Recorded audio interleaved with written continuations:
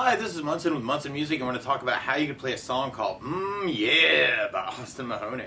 And we end up cabling this on 2nd fret to match the recording, but it starts out with this cool little lick where you can play open B, and then 4th fret on the D string 3 times, and then open G, and then 2nd fret on the D string 3 times. So you have open B, 4, 4, 4, O, 2, 2, 2, O, 4, 4, 4, O, 2, 2, 2. And the main bass line that comes in to kind of support that starts out with the low open E, open D, and then open A, and then 3rd fret on the A. So you're kind of playing an open E, and then a D note, and then an open A, and then a C note. So you could kind of put those together, and this would be kind of challenging, and I'm kind of taking 5th fret on the A string for some of the D notes here instead of the open D. But you could go open E, and then open B, and then open E, 4th fret on the D, 5th fret on the A, and then 4th fret on the D, 5th fret on the A, 4th fret on the D, and then we kind of have this cool little lick where you could play open A, open G, open A, 2nd on the D, and then go to 3rd fret on the A, and then 2nd on the D, and then 3rd on the A, and then 2nd on the D. It can be really challenging to kind of work that out.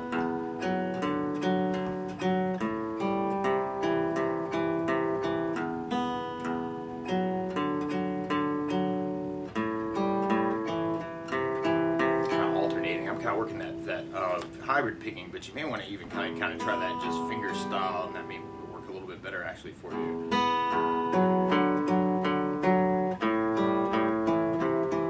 So it might be kind of a cool lick to kind of work on. And the chords that would kind of back that up would start on the E minor chord. When we play E minor, first finger goes to A on the 2nd fret, the 2nd finger on the D string 2nd fret, and if you strum all those together, that sounds an E minor chord, and it sounds really, really sad. Now you may also want to think about adding in the 3rd finger on the B string 3rd fret, pinky on the high E string 3rd fret, and if you strum all those together, that sounds an E minor 7, and that might be kind of a cool option for the E minor too. And then from the E minor we'd be going to a D major chord. We'll play D major. First finger goes to the G on the 2nd fret, 2nd finger on the high E 2nd fret, and 3rd finger on the B string 3rd fret. And if you strum the D string to the high E string, that sounds a D major chord, and it sounds really happy. Now it can also be kind of cool to kind of lift off the 2nd finger and kind of work that as a D sus2, or add the pinky in and make it a D suspended, so it can be kind of cool on D chords and see what you can say with it. And then from the D we'd be going to an A major chord. Let me play A major. First finger goes to the D on the 2nd fret, 2nd finger on the G string 2nd fret, and 3rd finger on the B string 2nd fret.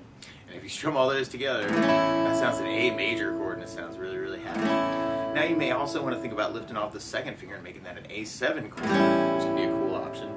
Or you could even kind of readjust your fingers and add in the pinky on the high E and make that another A7. And then from the A we'll be going to, or you could use an A7 sus, where you do 1st finger on the D 2nd, 2nd finger on the G 2nd, 3rd finger on the B string 3rd, and the pinky on the high E string 3rd. That might be kind of a cool option too, and that way you can kind of work that E minor to the D sus to the A without doing 3 and 4 if you wanted to.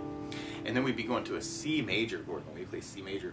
First finger goes to the B on the 1st fret, 2nd finger on the D string 2nd fret, and 3rd finger on the A string 3rd fret. And if you strum the A string to the high E string, that sounds a C major chord, and it sounds really happy. Now you may also want to lift off the 1st finger and make that a C major 7, or you could add the pinky in and make that a C major 9. Or another way to play C major 9 is to do your 1st finger on the D string 2nd, 2nd finger on the A string 3rd, 3rd finger on the B string 3rd, and the pinky on the high E string 3rd, and kind of work that A, or the C major 9 that way. And randomly, another D option would be to take the C major and then slide it over to and work it as a D add 4 D major 11 kind of idea. So it might be something you want to play around with too. But the bulk of our song kind of alternates between that E minor chord and the D, and then the A and the C. And you can even work that with kind of downstrokes. I'm doing kind of some right hand beating to kind of make that interesting. And it's kind of 1, 2, 3, 1, 2, 3, 4, 5 idea between those chords. C, E minor, 2, 3, D, 2, A, 2, 3, C, E minor, 1, 2, 3, D, 1, 2, 3, 4, 5, A, C, kind of idea. Or a lot of times with a song like this, I like to use something called a strum pattern. And one of my favorite strum patterns for a 4/4 like this is down, down, up, up, down, up. So if you took the E minor and just tried that a lot, you'd have down, down, up, down, up.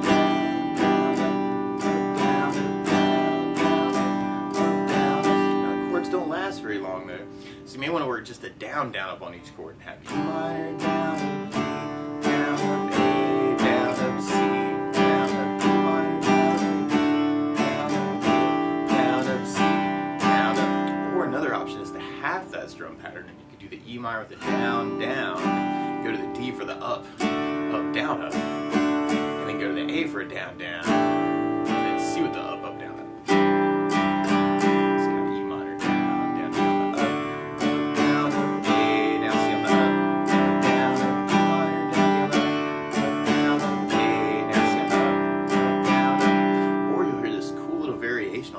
Song. It's almost like a ska idea where you could add basses to that. And on the E minor you'd have the low E for the bass. On the D you'd have the D for the bass. On the A you'd have the A for the bass. And on the C you'd have the A for the bass. So you could add even basses in, kind of halving them, or doing the bass down up and have E minor with the bass down up, kind of working bass down up on each chord. Or you could split the pattern with the basses. Kind of a cool idea too.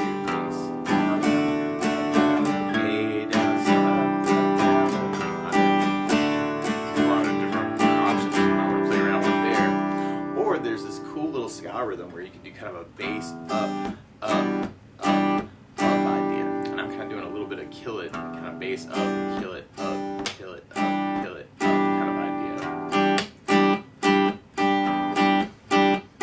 And what can be really cool there is you can do a bass up on each chord.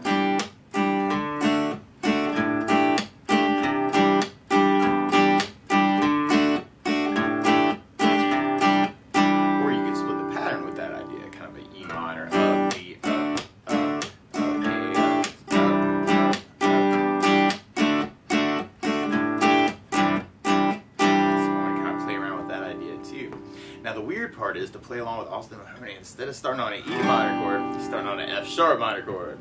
So to play along with the recording, what you want to do is take a capo, and if you put the capo on 2nd fret, then now your E minor is really an F sharp minor, and your D is really an E chord, and your A is really a B major, and your C major is really a D major chord. But you could even start out with that intro, like kind of that 0 4 4 4 0 2 2 2 0 4 4 kind of work it as kind of a bass idea. So you could use kind of the bass line as kind of an intro too. Or you could work on that kind of that putting that idea together, kind of that 0 0 0 4 5 4 5 4.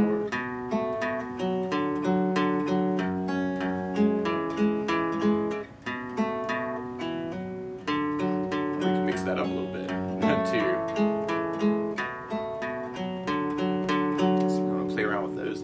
Or you could just work the strumming, and you could kind of do that down idea that we were talking about. It could be kind of a cool thing. And speaking of downs, you may want to listen out. There are a couple places where there's some cool hits where you may want to work kind of just down and kind of kill the strings. Or you can work the down on each chord and kind of split it too. So you can do the down.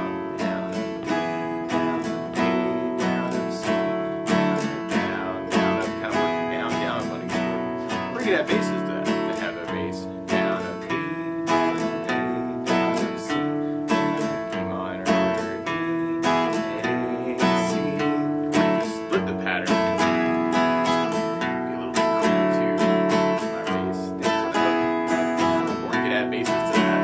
Like I did a bass down, down, A bass, now C up, E minor, A, C. Or you may be digging on kind of that ska idea.